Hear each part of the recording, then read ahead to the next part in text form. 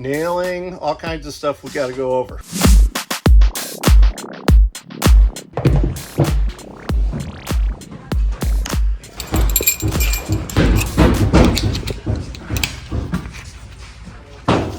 So as of right now, Dan's going through inspecting all of our houses. He's our foreman, a certified foreman. I'll explain to you what I did to them. And he knows what he's doing, and he's going to make sure that every house is up to code. And right now he's walking through our house telling us about shiners, which are nails sticking out, and absolutely zero can be sticking out. So we got to take them out. We got to move nails around if they're not inside a stud for the plywood. And we got to make sure that it just looks pristine. You're being courteous to the other trades because I'm going to show you a lot of scars on my hand when I reached in and caught a nail. Ah, gotcha. Okay. And there's two important things. So making sure that our plywood is nailed into the wall. So if those are off and have shiners, that means it's not safely secured to the wall. It's not structurally sound. So that means we got to knock those ones out, see where they came out, move them over, and then those are done, and that's secure.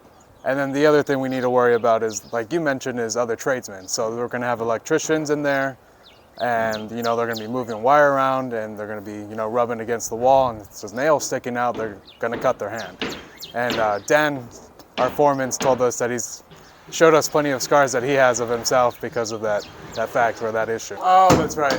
Okay, and you got to do it at both ends. I do feel the heat a little bit, There's a fire lit under our butts because we're on a schedule, we got deadlines to meet. And, we got to move at a reasonable pace, but also making sure we're not cutting any corners, being sloppy. So everything's got to be pretty much perfect in pretty good, small amount of time. So, it is stressful. But thus far, everyone's doing a really great job.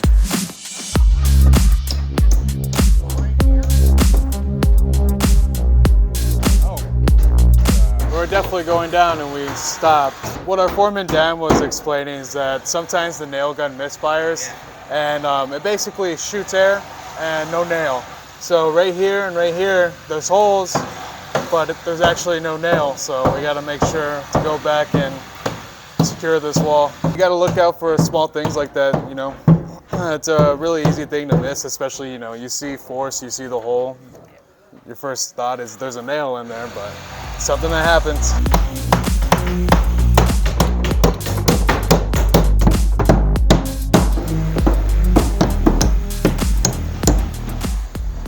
So when you fire this plywood into a stud, you only have 1.5 inches, and you want to get it pretty much in the center.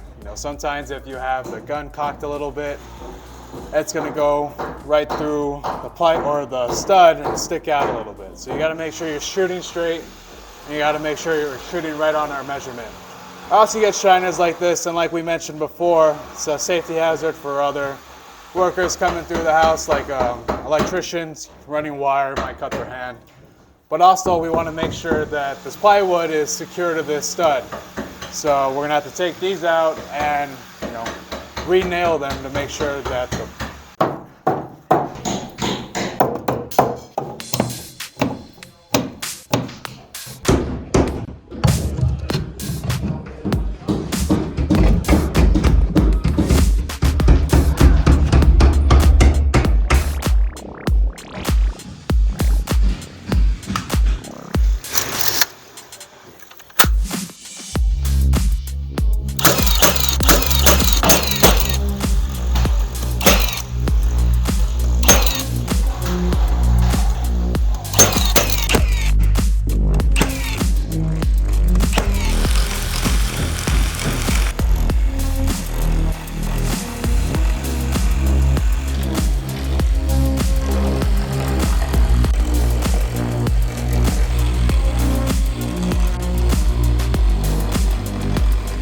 border. This is a border or perimeter, and then the field is any time it's just not a border. So in the field, it's okay to go every 8 inches, so you have bigger spacing. But on a border, we have 6-inch spacing, so they got to be a little bit closer together. Definitely dotting our I's and crossing our T's. So on this row, on this side, we actually missed it from the top half to the bottom. And that's a big no-no for sure. So I went ahead, got on my ladder, completed the rest of this row, filling in with nails.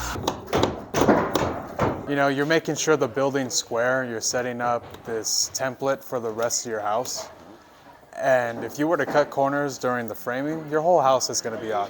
You're doing a lot more work if you don't dot your I's and cross your T's. If it's not picture perfect, it's just going to be an uphill battle from here on then. So you definitely got to take the time, and that's what we're doing.